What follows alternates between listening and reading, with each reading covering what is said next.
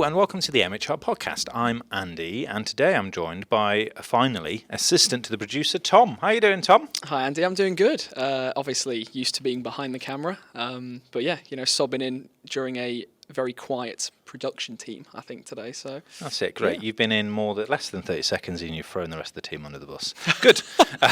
So last week we referenced you actually because we were talking about a Gen Z workforce coming in and their expectations. We know you fit into that bracket and made me and Emma feel very, very old. And this week I thought we could talk very aptly about personal development following on from that. Yeah, sounds good. I mean, I think it's a pretty good segue between the episodes, isn't it? So yeah, well, good. We didn't even have to point that out. What we have. So, Tom, you've not been at the company with us for a very long time yet. I know you're on your own personal development journey, as we all are, because we're always trying to kind of engage with that and improve it. But from your experience in the world of work so far, have you had much experience of like a proactive personal development plan? Is that something you've come across in previous employments? Yeah, I mean, I'd say because this is kind of definitely I've been with MHR now for just over a year, and I'd say this is definitely my first kind of what's the word? I guess like a job in a corporate environment where that kind of personal development is very much a priority. Okay. In all my other roles, they were kind of just jobs that popped up, pay the bills, that sort of thing. But here is the first example where I'm really seeing, soft skills development courses, opportunities for, external training if I wished, and just, a career development being a really important part of your day-to-day work, I guess. That's good to know. That's good to know because, well, the reason I ask is because in order to do this episode this week, I did a bit of research about what people were saying about personal development, what that means for employees, what it means for employers, and I came across some stats that suggested that actually 23% of employees feel like they, in the UK, don't have access to any personal development opportunities in their workplace, currently, only 43% of UK employees actually access both online and offline courses to help them develop, which is quite different to what a standard is across other European countries, such as Denmark and the Netherlands, where that's around the 50% mark. Yeah. However, the article then went on to argue that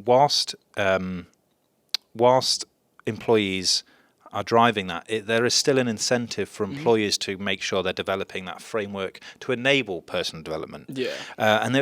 I'm not saying this is our views, but what I thought was a really interesting point that came from that was there's a really good debate here, right? Personal development, it's personal, it's got to be led by yourself, 100%. But where does the responsibility lie in the business? Is it on the individual to drive it themselves, or is it on the business to drive it for the employee? Yeah. And I think what seems to come out from a lot of these articles, or a lot of the conversations that are being happened about this, is that it's a two-way streak. However, personal development can only be personally delivered by that person, right? Exactly. But what a good business should do is be able to provide you with a framework or a scenario where you can identify where you want to go and they can support you on that journey. Yeah. But that is your journey. So it's interesting to get your thoughts about, your time here. I'm sure you've got similar experiences or whatever in different places, because that's really what companies should be trying to do, right? They should be going, Tom, you're with us now, but where do you want to go?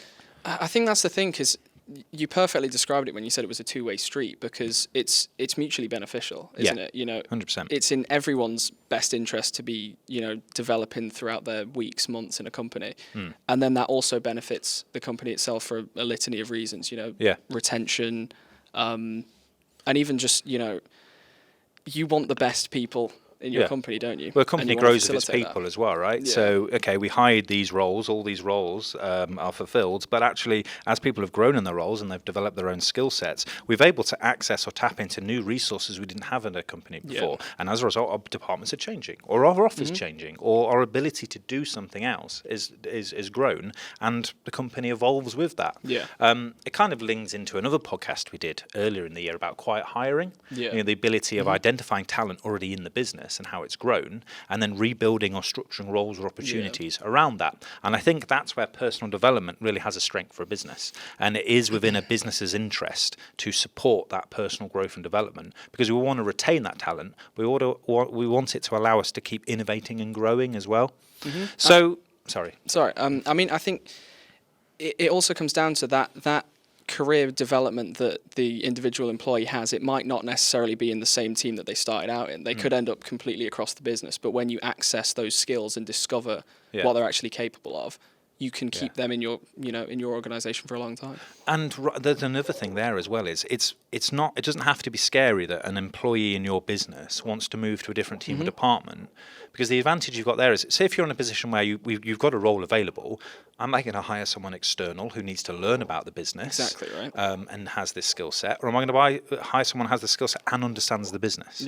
Because when you're looking at things like maternity cover or short-term placements as well, the biggest struggle is, why should we hire this role when it's going to take them 6 months to get up to speed about what the company is? So when we talk about personal development, there are kind of 4 main areas that I keep coming up when I'm looking at it, where people need to review when they're looking at their own personal development, right? So one is formal learning. So that is taking external qualifications or courses, more your traditional educational environment, in order to upskill yourself, get those kind of qualifications through, be it conferences or relearning or whatever seminar kind of sessions they do. Then you've got work-based learning, and that is learning on the job through maybe delivering actually special projects, which give you that experience, shadowing colleagues, and then taking on new duties that kind of allow you to upskill. Then you've got self-directed learning. Okay, so that's taking your own academic thing, not through like a partnering body, but by driving yourself through academic reading or industry texts. How can you self-learn? And then you've got professional activities.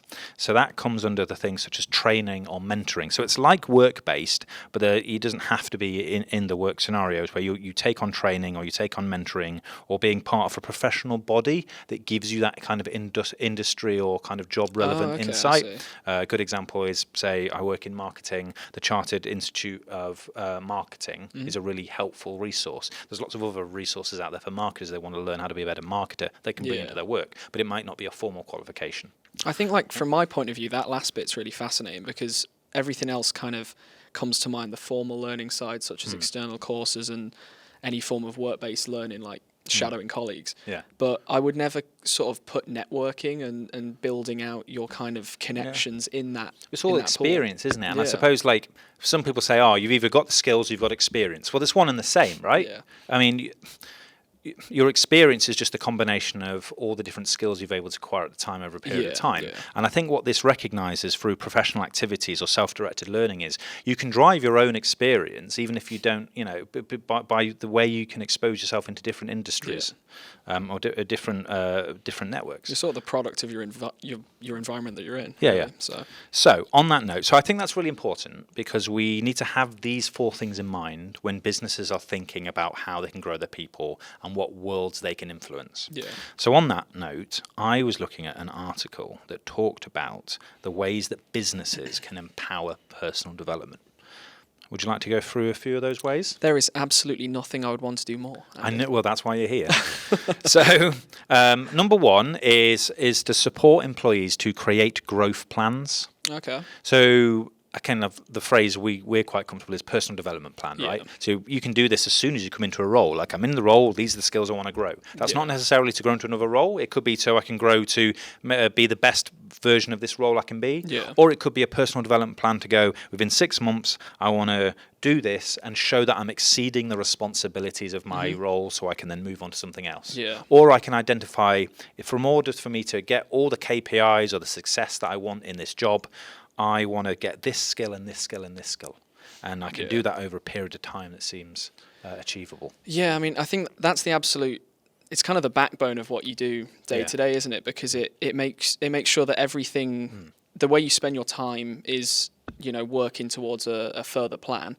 And also to keep track of, are you hitting your targets, are you exceeding them, and if I'm not, what can I do to make sure that I do hit those? And I talked to a few managers about this in the past, and I always think, like, it's great that you should align your personal development plan or your growth plan with your job roles and your KPIs. That's great. But actually, for you, in order to be really successful, you've got to look at how you would exceed that, but also what added value can you bring? Because actually, a really weak example of a personal development plan is, I'm going to hit this KPI by March and then thing, because that's what the business plan says. Well, that's not a goal.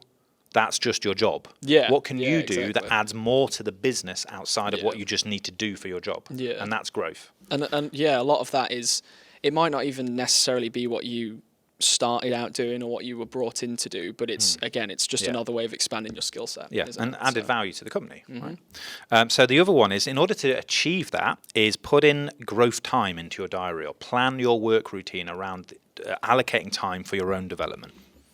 So even 10% of your time to personal professional growth in your work week will really drastically increase your ability to continue to grow and perform above and add that extra value to the organisation. I mean, again, it's such a small, 10% doesn't actually sound like a lot, but when it compounds, and it's really important to, as you get further into your role and you start getting more bogged down in potentially the day-to-day activities, you've got to still make sure that you are maintaining that time to keep growing, and that you're not just constantly sort of firefighting. I think, from my point of view, I found that really important. Someone suggested that they get their members of their team to set 90-day learning goals. So that's where you encourage everyone to take up a 90-day learning goal and share what it is. So on that team, what they do is they discuss their learning from the past 30 days and what they want to focus on that for the next 60 to 90 days. So they're committed to both the individual and the organisation learning or sharing that learning. So we can go, this month we learn this, so the next 2 months we're going to achieve that from that. And then together on that journey, but it's individual based. It's quite interesting. Other people offer innovative learning experiences, so they might go away, they might mix things up with like trips away or cutting edge technology. So it's about making that learning interactive and engaging. Other things include mapping out far-reaching benefits. So introduce personal development so staff can see the broader benefits beyond the job. If it feels like it's strictly work-related, people will compartmentalise their learning. It's based around their job, so they won't allow it to be more of who they want to be as a person. So they won't be learning these far-reach benefits of actually, okay, I'm going to develop this skill at work, but what's that transferable skill into my life? And how will that make me feel better about myself or enjoy the things about my life that I like to enjoy outside of work? How is that skill transferable? And it brings it back to that mutual benefit for both the organisation and the individual, doesn't it? And that approach to kind of a whole life perspective for employees helps bring positive attitudes home, so they can feel like they're achieving things at home and communities around them. Other things that I've included on this list is ask and listen. So what can managers do to make sure they're prompting people to think about their personal development? And how are they actively listening? Because more, and I think active listening is a really good element of like when you look into things like coaching and mentoring, right? Because we're always told, if you start trying to say something to someone before they finish the sentence, you've not listened to them. You're just trying to give them an opinion that you already have in your mind before you've actually acknowledged what someone wants to say and how you can support them. So in getting your managers to make sure they're learning how to actively listen and actively go, right, this is how I can help you, is an invaluable skill for someone's development. Creating a culture of learning. So if you're using tech or using people platforms in a way where you can allow all your employees to engage with learning facilities, that's amazing. But also you can create a social platform where people are encouraging each other around their own development is really helpful. Celebrating, your learning goals and successes. And going back to the listening one, the last point that they put here was just making sure you ask your employees what they need and what they want. And is that the same thing? So regularly getting ideas for personal development can help understand what your team members want and give you some fresh ideas. So you're not just doing the same old thing. If personal development is part of your company culture, people should feel free to talk about their goals and their needs and with their supervisors and with the HR team.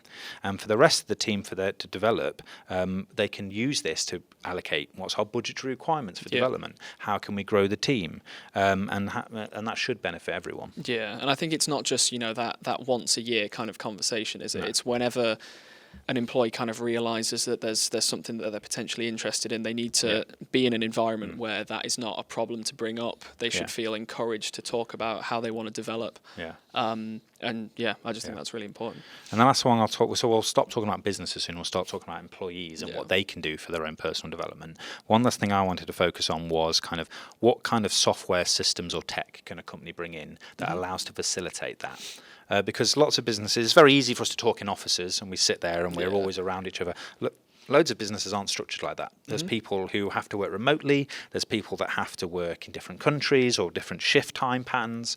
And you may never meet lots of different people. You may never meet your line manager. So how do you have a system in place that makes sure that you feel like you've got the support you need? And I think using people software, much like the ones we use, or the ones that we look at building and we develop, right, is about making sure that your employees at any point, 24 hours a day, depending on how they work, right, can go on somewhere and go, I can see a live update and feed of how I'm working, where I'm meeting my target, and how I can check in with my manager at any point to make sure that there's a live record of my development, my time at work, but also set myself goals. I know it's something we do here, but also what I like about the platform we use, for example, is not only can I get a kind of month-by-month record of all my check-ins with my manager if I want to, if I want to read how well I've done, but I can also go, I want to request that time with you. I can also book onto my internal training on that point, but it also gives my manager a single sight of, look what the proactive steps Andy's doing to check in with me, to achieve his goals and book on his own training. That's something I want to talk to him about. It's that one-stop shop, isn't it, where you can find anything that you need, check-ins wise, training, and anything that you need to kind of have sight on your progress in your own development. So that's it for employers. I think we've talked enough there. We know it's about enabling them. I think if you do all those things, you're enabling a very good culture around in making sure your employees are prompted and supported about their own personal development. But you can't lead a horse to water. It is personal development. It's got to be driven. You can lead a horse to water. You can't make it drink, right? Yeah. Well, it depends. If the horse doesn't want to go to water, it's not going to do it. That's fair. I can't argue with that. I'm not going to force it. But I'm going to let it know the water's there, and if it wants to drink from that, I'll help it do that. That's fair. That's absolutely fair. Yeah. Thank you, Tom. So what can employees do then? So this is where we start talking about personal development as a corporate kind of process, but we talk about self-development. How can people focus on their own development and what they want to achieve? And there was an article here I read that was 5 kind of top tips or benefits of investing in your own personal development as an employee. Would you like to hear them? Again, I would love to. Right. Well, number 1 is figure out what you want to do.